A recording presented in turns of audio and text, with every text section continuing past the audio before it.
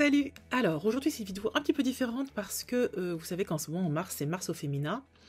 Je vous ai proposé déjà ma pile à lire pour Mars au féminin et je me suis dit que ça pourrait être intéressant de vous proposer aussi des films à visionner. Euh, alors pas forcément, j'ai choisi de ne pas vous proposer des livres, des films faits par des femmes, mais des films dans lesquels une femme est mise au premier plan et mise en valeur, est l'héroïne principale. Voilà, donc ça a été ma préoccupation principale. J'ai essayé de la faire le plus simplement possible et de noter tous les films qui me venaient à la tête. Donc d'autant que vous allez voir, il y a des biopics, il y a des films d'action, il y a des films d'amour, il y a un petit peu de tout. Et dans cette liste, je me dis que peut-être ça pourrait vous donner des idées de films à regarder au mois de mars pour mettre des femmes en avant et en valeur. Voilà, allez, c'est parti pour cette petite liste non exhaustive. Madre Paralelas est un des premiers films dont j'aimerais vous parler, l'histoire de deux femmes qui se retrouvent à l'hôpital pour accoucher ensemble. C'est joli, c'est touchant, c'est du Almodovar, peut-être à voir. Vous allez voir, c'est le bazar, hein. J'ai pas trié, hop, ça vous donnera des idées, vous faites une liste, hein, vous piochez, ça part dans tous les sens. J'ai aussi pensé à Cruella parce que j'ai adoré ce film, j'ai trouvé qu'il était hyper intéressant, et j'adore les films où on réhabilite une méchante, parce que alors, les méchantes, il y en a un paquet, hein.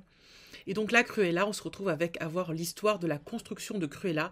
Moi, j'ai adoré ce film, et la BO est géniale, donc je vous invite fortement à aller le voir. Ensuite, je pourrais vous parler de Bloody Milkshake, qui est une histoire de tueuse à gages.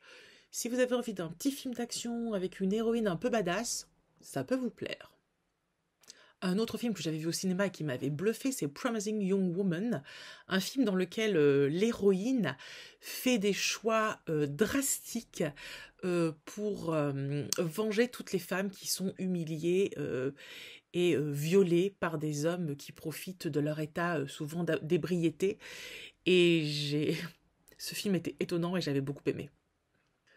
Dans le genre vengeresse, vous avez Hard Candy, qui est un livre, ça va être dur, je vais dire livre tout le temps, un film dans lequel la très jeune héroïne rencontre un homme plus âgé et il lui propose de venir chez lui parce qu'il est photographe.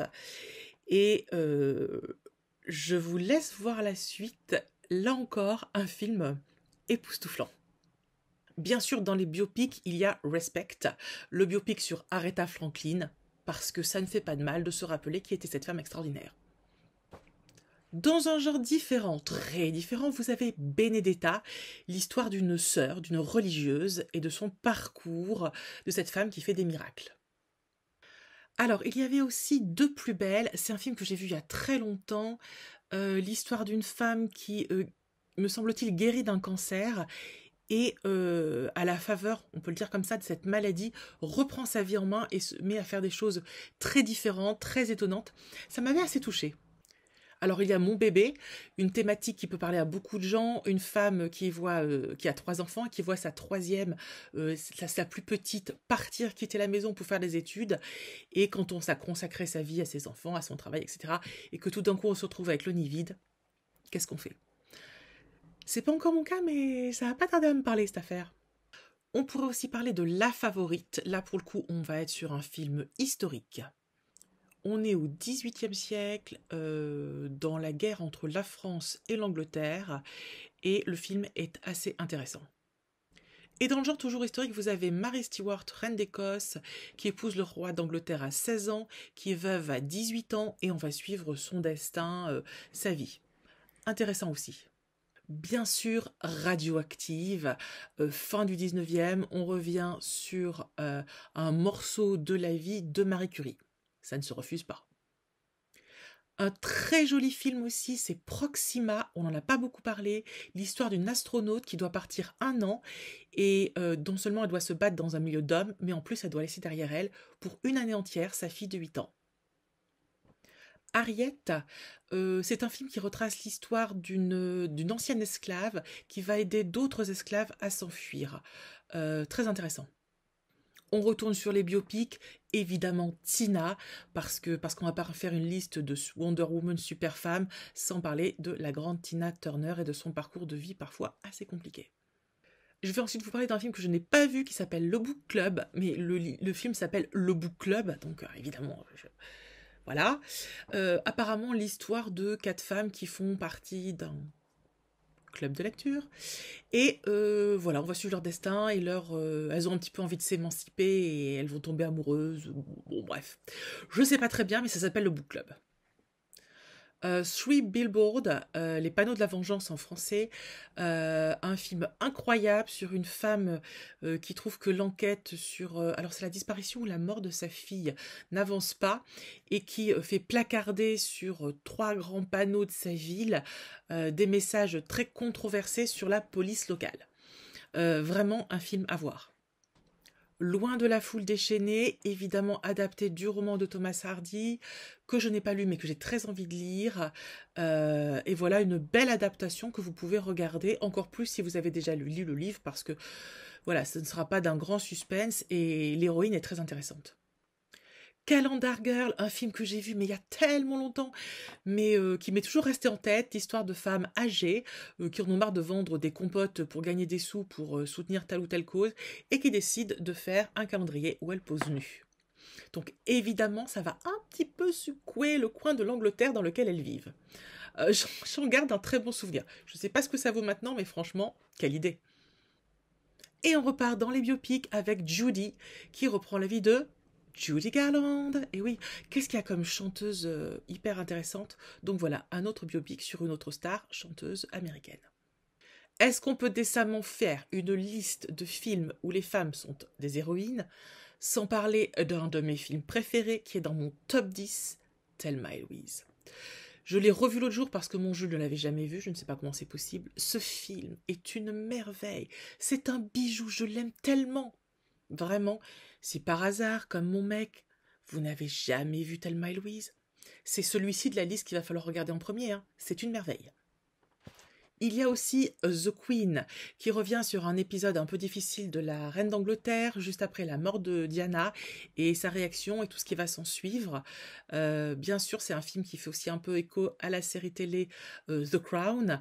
Moi, personnellement, j'ai adoré parce que j'adore cet univers. Un film aussi absolument magnifique, c'est Les Figures de l'ombre, qui revient sur l'histoire de ces femmes qui étaient des calculatrices intellectuelles très très fortes et dont les hommes se sont servis pour la conquête spatiale et qui n'ont bien sûr été jamais créditées, reconnues comme étant des grandes femmes qui ont participé à la conquête spatiale. Bah non, alors qu'elles ont fait tous les calculs. Philomena, un film incroyable sur la bataille d'une femme pour retrouver son enfant. Donc elle tombe enceinte dans une Angleterre puritaine, on lui enlève son enfant, elle vit dans le couvent, elle a le droit de voir son enfant qu'1 heure par jour, et puis au bout de 3 ans,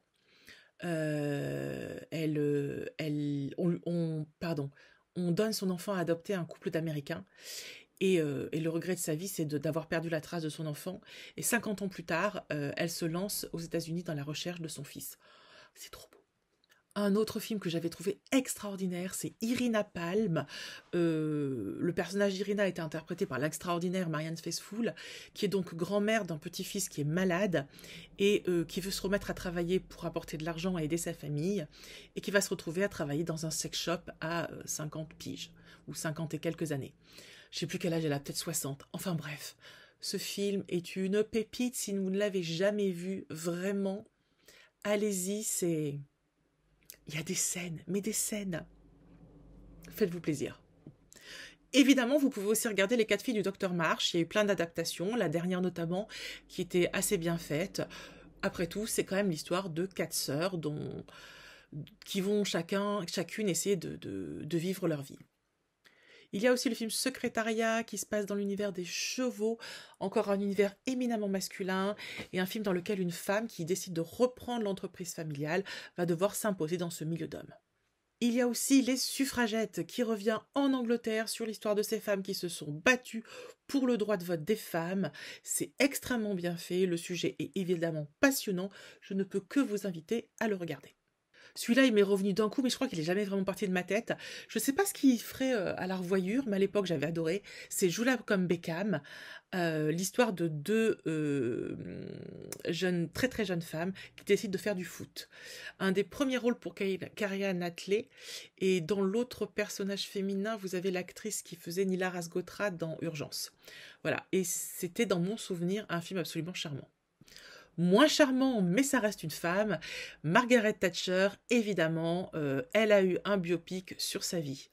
Le film s'appelle La Dame de Fer et on revient sur toute son histoire politique. Une des femmes les plus controversées en politique, certains l'adoraient, d'autres la détestaient.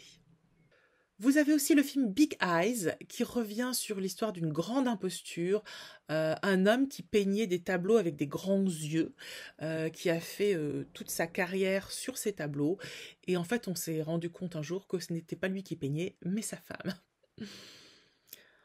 Ah, des fois ça me fatigue. Mes rendez-vous avec Léo, c'est un film que j'ai vu il n'y a pas très longtemps, il y a peut-être 2 ans, et ça a été un très grand coup de cœur, l'histoire d'une femme jouée par Emma Thompson, à peu près une 60aine d'années dans le film, qui n'a jamais eu... Vous voyez ce que je veux dire? Elle n'a jamais eu de plaisir physique à ce point-là. Elle n'a connu qu'un seul homme, son mari. Tout ça a été bien plan-plan et pas très fun. Et elle décide de voir un prostitué homme, donc un jeune homme de 25 ans, pour essayer de découvrir les plaisirs de la chair. Ce film est magnifique. On peut aussi regarder Mamma Mia, parce que, ne l'oublions pas, Mamma Mia, j'en ai dit un trop, Mamma Mia, c'est surtout l'histoire d'une femme qui a une fille et qui a couché avec plusieurs hommes et elle ne sait pas lequel est le père de sa fille. Et moi je dis c'est un petit peu badass quand même. Vous avez aussi Temple Grandin ou comment ça se prononce? Grandin. Bon, je sais pas comment ça se prononce. L'histoire d'une femme autiste qui a fait des brillantes études et qui a énormément travaillé sur le sujet de l'autisme. Si cette thématique peut vous intéresser, c'est un film à voir. Vous avez aussi Battle of Sex, basé sur une histoire vraie d'une joueuse de tennis extrêmement forte, qui s'est toujours battue pour l'égalité des hommes et des femmes dans le tennis. Et un beau jour, un ancien joueur de tennis macho lui dit qu'elle rêve que les hommes sont plus forts, et d'ailleurs que s'il veut faire un match ensemble, il va lui prouver qu'elle ne peut pas gagner contre lui. Bien sûr, Erin Brockovich, moi, Julia Roberts, c'est ma cam, mais alors ce film-là, je l'adore. Le courage de cette héroïne avec ses tenues improbables qu'elle assume et qui ne l'empêche pas d'être intelligente. J'adore l'idée d'une femme qui se promène avec des talons comme ça, une jupe très très courte, les seins mis en avant et qui pour autant est brillante. Moi, ça me va. Il y a aussi Joy, la réussite d'une femme qui, malgré un contexte familial compliqué, malgré les États-Unis qui restent un pays dans lequel il est compliqué pour une femme de s'imposer, réussit à créer une entreprise, à faire fortune, vraiment un destin exceptionnel. Joy à voir. Vous avez aussi The Duchesse, un très très beau film sur un personnage étonnant qui a eu un parcours de vie exceptionnel et je pense pour l'époque assez choquant. Je vous conseille de regarder ce film. Je vous ai mis le Tab s'habille en Prada parce que qui nous en empêche? Après tout, ça reste l'histoire de Miranda Presley qui est copiée sur le personnage de... Je n'ai plus son nom, mais vous savez qui c'est. Et mine de rien, cette femme qui a dirigé Vogue pendant tellement longtemps et qui a fait tourner la mode aux États-Unis, écoutez, franchement, bravo. Vicky Cristina Barcelona, l'histoire de deux femmes très différentes et dont le destin va basculer lors d'une rencontre avec le très sexy Antonio Banderas. Dans mon souvenir, c'était un super film sur les relations hommes-femmes et avec des femmes très très bien mises en scène. Coco avant Chanel, encore un biopic parce que comment peut-on parler d'héroïnes, de femmes, de championnes en tout genre sans parler de la magnifique Coco Chanel. Ma meilleure ennemie, ce film est si beau sur la relation très compliqué entre l'épouse légitime d'un homme et celle qui est sa petite amie. Les deux femmes se détestent, les deux femmes sont magnifiques puisque l'une est jouée par Julia Roberts, pardonnez-moi, et l'autre par J'ai un blanc, je ne connais qu'elle. Ça va me revenir. Et toutes les deux se détestent vraiment beaucoup, sauf que la femme légitime se découvre malade. Elle se rend compte que c'est Julia Roberts qui va élever ses enfants, donc il faut qu'elle se réconcilie et qu'elle lui apprenne à cette femme à devenir la future mère de ses enfants.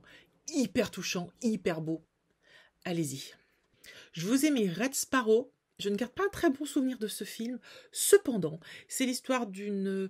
vous savez, ces films d'action dans lesquels on imagine, alors je ne sais pas si c'est vrai ou pas, en Russie, des très jeunes femmes qui sont élevées de manière à la dure, qui sont extrêmement sportives, à qui on apprend plein de choses et qui deviennent des espionnes. Voilà. Donc là, vous avez Scarlett Johansson qui devient une espionne. C'était pas très bon, mais ça fait, pour un dimanche soir, ça fait le taf. Dans le même genre, vous avez avec Charlize Theron Atomic Blonde, que j'avais vu au ciné. Pareil, pas emballé. Mais il y a une BO d'enfer, j'aimais bien l'image, l'esthétique. Ça passe très bien, ça se laisse regarder quand même. Voilà, petit film d'action avec une femme badass, pourquoi pas. Bien sûr, portrait de femme, adaptation du roman, une très très belle adaptation, les costumes, les décors, etc. Tout est magnifique. Si vous ne l'avez jamais vu, franchement, regardez-le. Bien sûr, la couleur des sentiments, dans les années 60, des femmes que tout oppose qui vont devenir amies, des jolis destins, plein de belles choses. Bien sûr, le livre. Allez-y. J'en parlais tout à l'heure, j'adore quand on décortique la vie d'une méchante pour expliquer pourquoi elle est devenue méchante. Et dans le genre, vous avez la Queen ultime, Maléfique, et ce film est une merveille. Pour terminer, je voudrais juste vous préciser 3 dessins animés de chez Disney. D'abord, La Reine des Neiges 1 et 2 qui donne un rôle aux femmes très différent des Disney habituels et ça méritait d'être soulevé. Je vous parlerai aussi de Vaiana, avec là encore un destin d'une héroïne, enfin une héroïne qui prend son destin en main. Et puis surtout Rebelle qui s'appelle Rebelle et qui était la première héroïne Disney à avoir les cheveux bouclés. Parce qu'il paraît que quand on a les cheveux bouclés, ça donne une impression qu'on est très rebelle. Et voilà, donc pour la première fois, Disney osait une héroïne aux cheveux bouclés, elle s'appelle Rebelle. Et si vous aimez les Disney, bah écoutez, vous passerez une bonne soirée. Voilà, c'était une petite liste comme ça pour vous donner des idées, pour vous détendre en ce mois de mars, vous faire découvrir des héroïnes, des vraies, des fictives, que vous passiez un bon moment devant votre télé entre 2 livres. Je vous embrasse fort, on se retrouve très bientôt pour une nouvelle vidéo et surtout, vous n'oubliez pas de liker, de commenter, de vous abonner et de partager. Ciao!